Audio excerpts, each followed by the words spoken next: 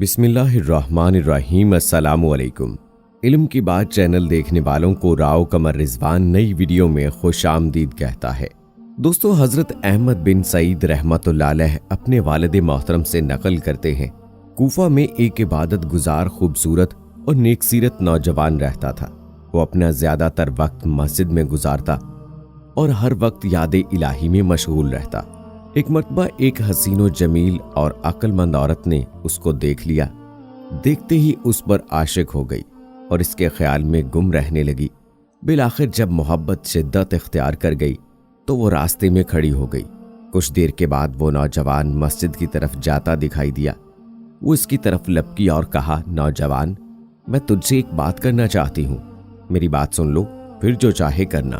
اس شرم و حیا کے پیکر نوجوان نے جب ایک غیر محرم عورت کی آواز سنی تو اس کی طرف متوجہ نہ ہوا اور نگاہیں جھکائے تیزی سے مسجد کی طرف بڑھ گیا۔ جب مسجد سے گھر کی طرف آنے لگا تو وہی عورت ملی اور کہنے لگی، اے نوجوان، میری بات سن، میں تجھ سے کچھ کہنا چاہتی ہوں۔ نوجوان نے نگاہیں جھکائے جواب دیا، یہ تہمت کی جگہ ہے، میں نہیں چاہتا کہ لوگ مجھ پر تہمت لگائیں۔ عورت نے کہا، واللہ میں تیری حالت سے اچھی طرح خبردار ہوں، لیکن میں اپنے نفس کے ہاتھوں مجبور ہوں۔ میں خوب جانتی ہوں اتنا معمولی سا تعلق بھی لوگوں کے نزدیک بہت بڑا ہے۔ تم جیسے نیک خصلت اور پاکیزہ لوگ آئینے کی طرح ہوتے ہیں، چھوٹی سی غلطی بھی ان کو داغدار بنا دیتی ہے۔ لیکن میں کیا کروں، میں بے بس ہوں۔ میرے دل کا حال یہ ہے کہ ہر وقت تیری یاد میں تڑپتا رہتا ہے اور میرے جسم کے تمام اعضاء تیری ہی طرف متوجہ ہیں۔ نوجوان اس کی بات سن کر کچھ کہے بغیر اپنے گھر کی جانب چلا گیا۔ گھر جا کر اس نے نماز پڑھنا چاہی، لیکن اسے خشوع و خضوع حاصل نہ ہو سکا۔ بالآخر اس نے ایک خط لکھا اور باہر آیا تو دیکھا کہ وہ عورت اسی جگہ کھڑی ہے۔ نوجوان نے جلدی سے خط اس کی طرف پھینکا اور واپس چلا گیا۔ عورت نے خط اٹھایا اور بے تاب ہو کر پڑھنے لگی۔ خط میں لکھا تھا، اللہ کے نام سے شروع کرتا ہوں۔ اے عورت، یہ بات اچھی طرح ذہن نشین کر لے کہ بندہ جب اللہ کی نافرمانی کرتا ہے تو اللہ پاک اس کو درگزر فرماتا ہے، جب دوبارہ گناہ کرتا ہے تو اللہ پاک اس کی پردہ پوشی فرماتا ہے، لیکن جب بندہ اتنا نافر ہو جاتا ہے کہ گناہوں کو اپنا اوڑھنا بچھونا بنا لیتا ہے تو اللہ پاک اس سے سخت ناراض ہو جاتا ہے، اور اللہ کی ناراضگی کو زمین و آسمان، پہاڑ، شجر و حجر، کوئی بھی چیز برداشت نہیں کر سکتی۔ پھر کس میں ہمت ہے کہ وہ اس کی ناراضگی کا سامنا کرے؟ اے عورت، اگر تو اپنے بیان میں جھوٹی ہے، میں تجھے وہ دن یاد دلاتا ہوں جس دن آسمان پگھل جائے گا اور پہاڑ روئی کی طرح ہو جائیں گے اور تمام مخلوق اللہ کے سامنے گھٹنے ٹیک دے گی۔ اللہ کی قسم، میں اپنی اصلاح میں کمزور ہوں، پھر بھلا میں دوسروں کی اصلاح کیسے کر سکتا ہوں؟ اگر تو اپنی باتوں میں سچی ہے اور واقعی تیری کیفیت وہی ہے جو تو نے بیان کی، تو میں تجھے ایک ایسے طبیب کا پتہ بتاتا ہوں جو ان دلوں کا بہترین علاج جانتا ہے، جو مرض عشق کی وجہ سے زخمی ہو گئے ہوں اور ان زخموں کا علاج کرنا خوب جانتا ہے، جو رنج و غم کی بیماری میں مبتلا کر دیتے ہیں۔ جان لے وہ طبیب حقیقی اللہ ہے۔ تو سچی طلب کے ساتھ اس کی بارگاہ میں ہو جا۔ بے شک میں اللہ کے اس فرمان عالی شان کی وجہ سے تجھ سے تعلق نہیں رکھنا چاہتا، جیسا کہ اللہ پاک نے قرآن پاک میں ارشاد فرمایا ہے، اور انہیں ڈرا اس نزدیک آنے والی آفت کے دن سے جب دل گلوں کے پاس آ جائیں گے، غم بھرے اور ظالموں کا نہ کوئی دوست نہ کوئی سفارشی جس کا کہا مانا جائے۔ اللہ جانتا ہے چوری چھپے کی نگاہ اور جو کچھ سینوں میں چھپا ہے۔ اے عورت، جب یہ معاملہ ہے تو خود سوچ لے کہ بھاگنے کی جگہ کہاں ہے اور فرار کیوں کر ممکن ہے۔ عورت نے خط پڑھ کر اپنے پاس رکھ لیا۔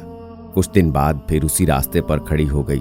جب نوجوان کی نظر اس پر پڑی تو وہ واپس گھر کی طرف جانے لگا۔ عورت نے پکار کر کہا، اے نوجوان، واپس نہ جا، اس ملاقات کے بعد پھر کبھی ہماری ملاقات نہیں ہوگی، سوائے اس کے کہ بروز قیامت اللہ کی بارگاہ میں ہماری ملاقات ہو۔ اتنا کہہ کر وہ زور زور سے رونے لگی اور روتے روتے کہنے لگی، جس پاک پروردگار کے دست قدرت میں تیرے دل کے اختیارات ہیں، میں اسی سے سوال کرتی ہوں کہ تیرے بارے میں مجھ پر جو معاملہ مشکل ہو گیا ہے وہ اسے آسان فرما دے۔ پھر وہ عورت نوجوان کے قریب آئی اور بولی، مجھ پر احسان کر और कोई ऐसी नसीहत कर जिस पर मैं अमल कर सकूं।